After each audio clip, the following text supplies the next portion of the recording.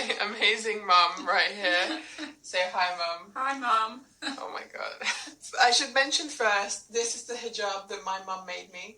She made this by hand, with no sewing machine, nothing, no experience in making any kind of clothes before. She just made it out of the love of her own heart. So I just wanted to point that out first. That's why I'm wearing this hijab. I guess my first question would be, what did you think when I started wearing hijab? Because I started wearing hijab before I became Muslim. I don't know, it's just you. I just accept whatever you do. You didn't think it was like weird or anything? No, I've given up thinking things are weird. You just was accepting the fact that I put this pink hijab on my head and I'd started walking around wearing it. Yeah. You didn't, at that point, did you think that I was going to become Muslim? No.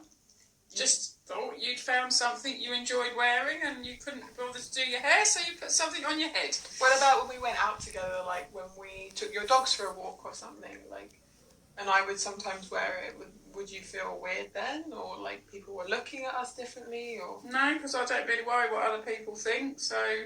It didn't really bother you? No, it doesn't bother me. As long as you're happy, that's all that matters to me. So I guess one step further than that, again, before I became Muslim, I started going to the mosque, just out of curiosity, the ones in London. What about then, when I said to you, there's this mosque that I'm going to go to? It still didn't bother me. If people want to believe in God, that's not a problem, is it? I don't know if you remember the first time I went to a mosque. Do you remember, like, what you said to me before I went to the mosque? Nah, I don't remember, sorry. You don't remember? I can't remember what happened yesterday sometimes. Because I remember I joined this group and I said to you that I'm going to go, and it's the first time I've been in this country.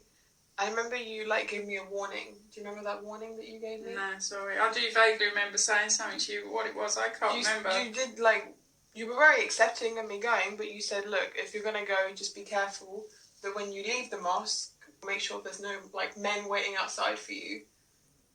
But then that's just a general mother's concern. If you was going to a nightclub, I would have said the same thing to you. Just be careful when you leave. Yeah. My caring side of me is it's my job to warn you that there might be some strange people out there. So I guess taking one step further than that, then I started learning how to pray. Mm-hmm. And then that's when things got a bit different. I even started changing the way I dressed overall. I started wearing like long skirts, covering my ankles and all this kind of stuff. And it went step by step, but I started changing even more. What about then when I was learning how to pray? It still didn't bother me. As long as you're happy, I'm happy. What did you think to yourself? Like, when I was learning how to pray, did you then think that I'm going to start taking this a bit more seriously, that I'm going to actually become Muslim, or do you still think I was in a phase at that point? I don't know. I don't think I really think. I think I just accept whatever's happening. I don't really overthink anything. Were you concerned when I started doing this? No concerns. When, you started hearing me reeling off things in Arabic and, no concerns. Putting my head on the ground. No concerns at all. No. If that's what you want to do, that's up to you. Literally, like, there wasn't nothing weird about it. No, whatever makes anyone happy. I personally, God is not for me, personally. Yeah. I have no reason why I should or shouldn't believe, so maybe one day someone will convince me differently. Mm-hmm. But if that's the route someone wants to go down and they get comfort from it, then I'm perfectly okay with that. But what about when I actually became Muslim, when I was like, Mom, I've declared my shahada? In my experience, you have to let your children follow their own path. Yeah. If I had turned around and said to you, I don't want you to do that, there's a chance you'd have just walked away from me.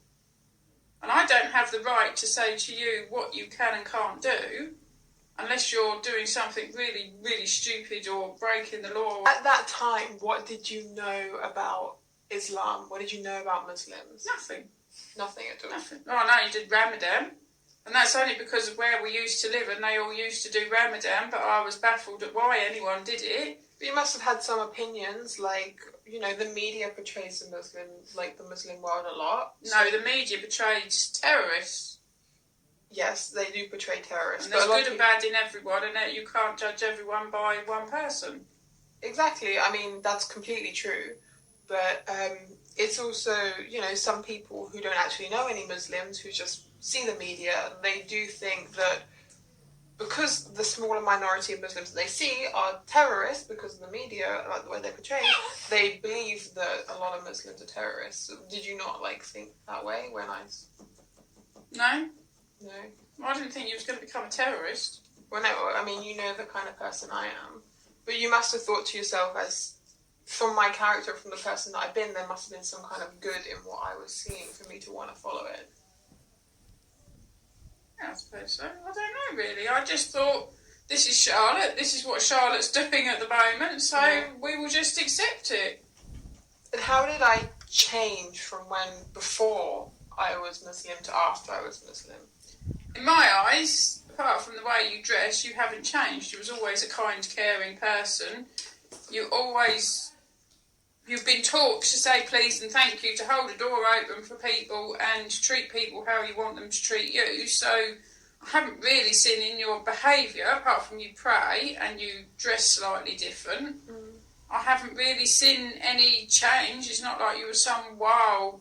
So I can't say that you've become what you've become just because you found God, or whether because so many bad things have happened that you've gone, actually, there are people out there in a much worse state than me, and there's always someone worse off than you, and maybe you find your lucky stars and you think, well, I'll help that person. But I know you as the kid, 15 or whatever you was, phoned me up in London and said, Mum, I haven't got the train fare home because I give £20 to a homeless man. I said, why did you give £20 to a homeless man? She said, well, I couldn't ask him for change.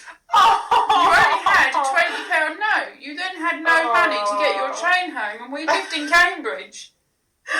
Wow, that's adorable. I do not remember that at all. You was 15 maybe. You was at one of your theatre schools, and I'd sent you up with enough money for your train fare and everything, and you phoned me up. I believe you phoned me from a police station as well. That you'd gone in and you told them you'd got no money, and they'd phoned me. And when I got to the bottom of why you'd got no money, I ended up buying you a train ticket over the phone. So obviously, like, we went through some trauma, like, a couple of months ago, something that was really hard to deal with. And for the funeral, I showed up in my hijab. And none of the family knew I was Muslim at this point. And 10 of the 12 people that were there all judged you. Exactly. Exactly. Actually, the funeral people judged you, the vicar judged you, that had badgered us into doing it because she caught me on the hop. Yeah. Because as far as I'm concerned, I do not come from a religious family. Yeah. And everyone looked at you like you fell off another planet, except me.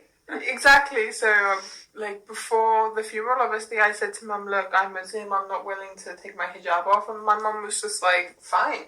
You were like, do what you want to do. So I went along, and this was the first time the rest of my family had seen me. And even then, was there not like a part of you that wanted to be like, oh, Charlotte, can you just not, please? Like, this is a funeral. No, there's not part of me. People don't accept it. That's their problem. Yeah. I'm my daughter, and I want you to be happy, and I'm fully behind whatever you do.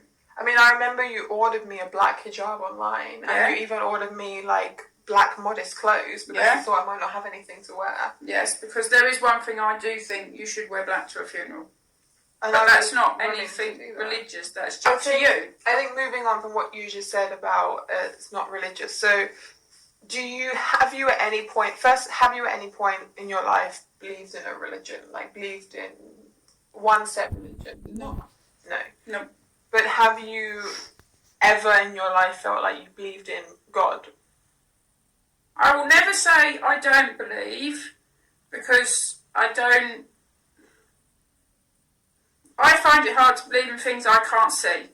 God is something that nobody has ever seen. You say that you've never seen God, whereas like we say we see God's signs everywhere, which is even a fly coming into a room. You know, that fly is alive, it's created by something. We don't believe that fly just happened.